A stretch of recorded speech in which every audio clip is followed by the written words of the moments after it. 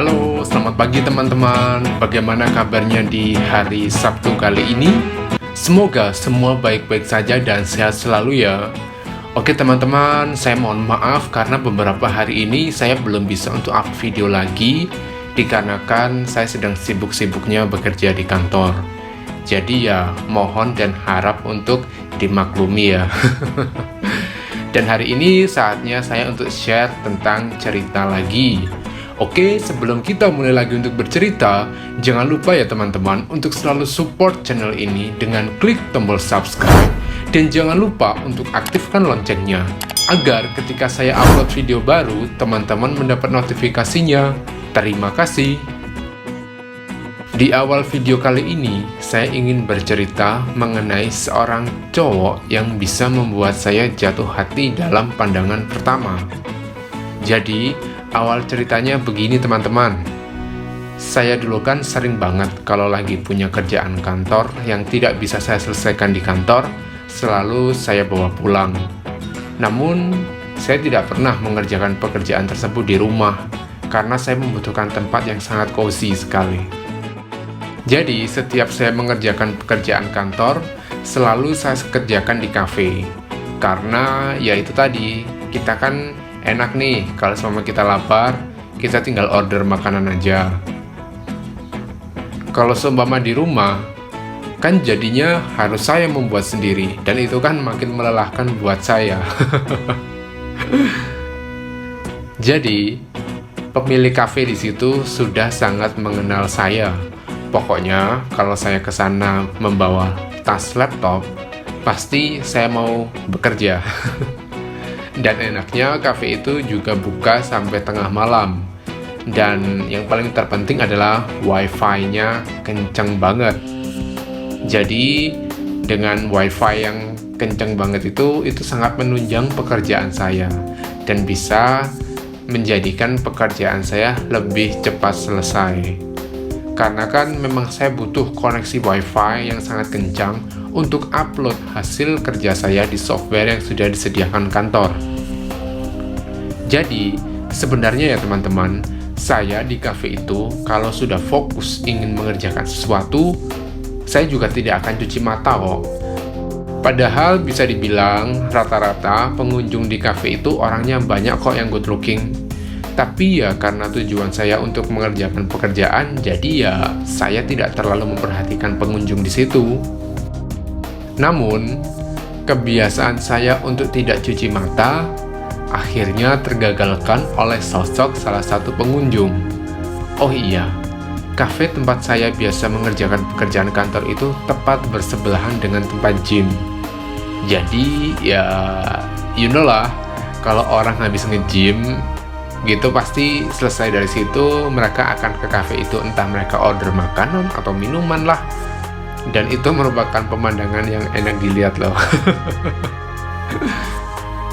Waktu itu, ketika saya sedang stres banget mengerjakan tugas kantor, tiba-tiba pandanganku tertuju kepada satu orang yang ada di depan mejaku. Oh God, itu dekat banget sama mejaku. Dan dia sangat mengganggu konsentrasi kerjaku, karena aku jadi sering melihatnya. Apalagi dia selesai fitness gitu. Pokoknya aku sukalah dengan keatletisan badannya.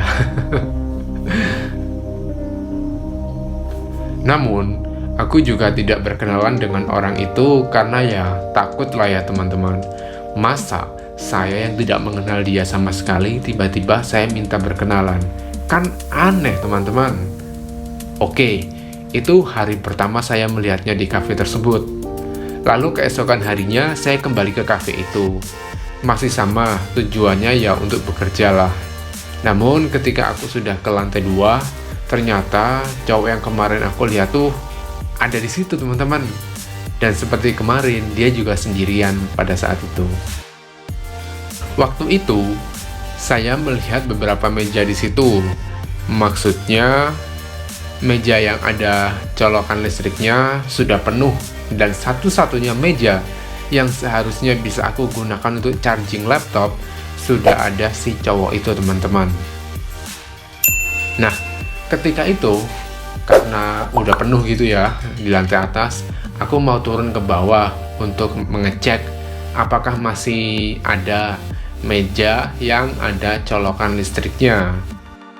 Namun, ketika aku mau berbalik arah untuk ke lantai 1, tiba-tiba aku melihat cowok ini berjalan ke arah tangga dan dia mulai turun ke bawah. Ya, akhirnya secepat kilat lah ya, saya menuju meja itu, karena yang saya cari sebenarnya kan colokan listrik yang free to use di malam itu. Nah, ketika sekitar 15 menit saya sedang mengetik di laptop tuh, kok aku melihat di situ di mejaku itu ada handphone, dan kebetulan handphone itu sama dengan handphoneku. Tipenya sama, warnanya sama, pokoknya mirip lah sama handphoneku. Di situ aku juga berpikir dong, sejak kapan aku mengeluarkan handphone? Lalu aku ceklah di tas dan ternyata handphoneku masih ada di tas. Loh, berarti ini handphone punya orang dong. Dan orang itu ya tentunya si cowok itu tadi. Namun di situ aku tunggu-tunggu, kenapa si cowok itu tidak menghubungi handphonenya? Ya di situ aku juga tidak terlalu memikirkan itu ya, karena menurutku kalau dia memang ingat handphonenya tertinggal di sini, dia juga pasti akan ke sini. Tetapi teman-teman, sampai malam sekitar jam 11, akhirnya kan nih pekerjaanku udah selesai, dan aku di situ juga menunggu, kok dia tidak datang-datang ya? Apa emang ini handphone sengaja dia buang ya? Karena di situ aku sudah sangat mengantuk, akhirnya handphonenya aku bawa dan aku meninggalkan nomorku di kasir. Aku bilang, kalau ada yang cari handphone tipe ini, suruh dia menghubungi nomorku. Dan ketika handphonenya aku bawa juga tidak aku matikan. Sengaja itu handphone tidak aku matikan karena ya siapa tahu yang punya handphone ini menelepon di malam itu. Namun ternyata tetap saja di malam itu tidak ada telepon sama sekali. Sampai keesokan paginya, aku lihatlah nih handphone. Juga tidak ada notifikasi apapun loh teman-teman. Ya kan aku berharap setidaknya ada notifikasi, entah itu SMS kayak WhatsApp ataupun notifikasi telepon tidak terjawab juga. Tapi di situ tidak ada notifikasi sama sekali. Ya sudahlah. Ngapain juga aku harus terlalu menunggu si pemilik handphone ini untuk telepon. Akhirnya ketika aku bekerja, handphonenya itu juga aku bawa ke kantor. Sampai di sore harinya aku pulang kerja, handphone ini juga tidak ada yang menghubungi sama sekali. Lalu malam harinya, seperti biasa, aku ke kafe itu lagi. Di situ aku sengaja menunggu orang ini. Namun pada hari itu dia tidak datang teman-teman. Aku berpikir, yakinkah ini orang? Apa dia memang tidak mau mencari handphonenya? Aneh banget loh. Ya, kalau ini handphone murah, mungkin ketika hilang ya sudah tidak dicari oleh pemiliknya. Masalahnya ini handphone harganya lebih dari 20 juta teman-teman. Handphone mahal gitu loh. Kan ya aneh dia tidak berusaha mencari handphonenya. Lalu keesokan harinya aku ke kafe itu lagi. Di situ aku sudah tidak berharap kalau si pemilik handphone ini akan ke situ.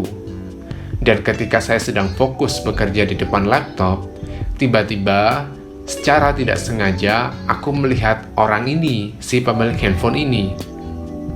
Di situ aku segera loh berlari ke bawah, ke lantai 1 maksudnya. Aku berusaha untuk mengejar orang ini. Dan waktu aku sudah sampai bawah, ini orang nggak ada teman-teman. Aku sudah mencari kemana-mana, aku udah keliling kafe itu, tapi dia tidak ada. Apa aku tadi salah lihat? Tapi ya enggak kok, udah jelas-jelas itu orang yang dulu itu. Padahal ya teman-teman, dari lantai 3 ke lantai 1, itu nggak ada loh 5 menit, 3 menit aja juga nggak ada. Cepat banget loh. Dan juga orang ini kok ya cepat banget menghilangnya. Dan pokoknya tuh handphone itu ada di aku selama 1 minggu teman-teman. Dan juga aku tidak bisa membuka handphone itu karena locknya kan pakai Face ID ya. Sampai di hari Senin berikutnya, aku kembali ke cafe itulah. Dan ketika aku masuk, tidak sengaja saya melihat ke atas lah di lantai 2 itu. Ada orang itu teman-teman. Ya akhirnya aku lari lagi lah dari lantai 1 ke lantai 2. Di situ aku hanya berdoa semoga ini orang tidak menghilang lagi. Aku sudah lelah teman-teman untuk membawa-bawa handphone orang selama 1 minggu ini. Dan pada saat saya sudah sampai ke lantai 2, beruntung dia masih ada di situ. Dan aku langsung berlari ke arah mejanya dan aku sodorkan saja nih tanganku. Dan aku berkenalan lah dengan dia. Namanya itu sebut sajalah, pokoknya namanya itu Bobby gitu ya. Di situ aku memperkenalkan diri dan menanyakan apakah dia pernah meninggalkan handphone di cafe ini. Dan katanya iya, handphonenya 1 minggu lalu hilang. Namun dia juga tidak ingat kalau handphone itu tertinggal di cafe ini pada malam saat itu terjadi. Dan di situ aku coba dong untuk mengarahkan handphone ini ke wajahnya Bobby, dan ternyata lock screen-nya bisa terbuka teman-teman. Wah, berarti benar nih, dia yang punya handphone. Dan dari situlah teman-teman, akhirnya handphone aku kembalikan dan si Bobby ini akhirnya hubungannya dekat dengan saya. Ya, di situ aku berpikirnya mungkin Bobby jadi dekat dengan aku karena dia punya hutang budi lah ke saya. Mungkin loh ya. Singkat cerita, akhirnya si Bobby ini sering mengajak saya keluar. Ya, jalan-jalan, ya shopping lah, lihat film di bioskop lah. Udah deh, benar-benar kayak orang pacaran gitulah. Padahal dari kami juga tidak ada komitmen apapun di awal. Namun aku bisa merasakan kalau Bobby ini terlalu perhatian banget sama aku teman-teman.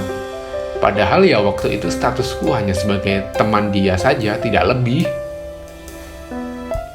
Lama-kelamaan hubungan kami juga semakin dekat. Dan yang namanya sentuhan-sentuhan dia ke saya juga sudah menjadi biasa, bukan lagi hal yang canggung. Namun di situ juga tidak ada pembicaraan kalau Bobby suka sama saya. Kalau dipikir-pikir pada saat itu ya kayak teman tapi mesra gitulah teman-teman. Namun pada saat saya sedang sayang-sayangnya dengan Bobby, tiba-tiba tuh ceweknya Bobby yang dari luar kota tuh datang teman-teman. Di situ bagaimana rasa cemburu saya ini datang bertubi-tubi ya. Bobby pun selama ini juga tidak pernah berbicara kalau dia sudah punya cewek. Tiba-tiba datang aja ini cewek, dan dari saat itulah aku jadi jaga jarak dengan Bobby. Aku sudah mulai agak menjauh karena ya aku sangat kecewa lah pastinya ya teman-teman. Coba kalau dia bilang dari awal kalau dia sudah punya cewek, gak mungkin juga kan aku terlalu mendekati si Bobby ini sampai aku punya perasaan. Mungkin juga karena dulu hubungan kami sangat dekat dan sekarang aku sudah mulai jaga jarak dengan Bobby. Akhirnya dia menyadarinya dan dia WhatsApp ke saya menanyakan kenapa saya sekarang sudah tidak pernah lagi mau untuk diajak jalan-jalan ataupun hangout. Di situ ya aku bilang saja karena aku tidak mau mengganggu hubungan kamu dengan cewekmu. So, aku jaga jarak dengan kamu. Di situ teman-teman, tiba-tiba Bobby langsung menelpon aku dan langsung mengatakan kalau malam itu juga Bobby akan ke rumahku. Dan setelah itu dia mematikan handphonenya. Di situ aku langsung panik dong teman-teman. Untuk apa dia ke rumahku? Mana malam-malam gini lagi? Apa dia kesini mau marah-marah ya? Entahlah. Tidak seberapa lama, tiba-tiba bel rumahku berbunyi dan aku yakin kalau itu pasti si Bobby. Asli banget ya teman-teman. Di situ sebenarnya aku panik parah karena aku tidak tahu maksud dan tujuan Bobby ke rumahku. Tapi aku berlagak sok tenang aja. Dan ketika aku membuka pintu rumah, bener kan ini si Bobby. Dan waktu aku mempersilahkan Bobby untuk masuk, tiba-tiba di situ Bobby langsung menutup pintu ruang tamu dan dia secara tiba-tiba langsung mencium bibirku teman-teman. Gimana aku tidak shock pada saat kejadian itu? Dan lalu, untuk kelanjutan ceritanya akan saya ceritakan di video selanjutnya ya teman-teman. So, bagi teman-teman yang baru mendengar di channel ini, jangan lupa ya untuk di-subscribe supaya tidak ketinggalan dengan kelanjutan dari cerita ini. Oke, kalau begitu selamat beraktivitas di hari Sabtu ini. Semoga semua dilancarkan aktivitasnya dan good luck ya untuk semuanya. And don't forget to be strong, be positive person, keep healthy every day. See you on the next video. Bye-bye.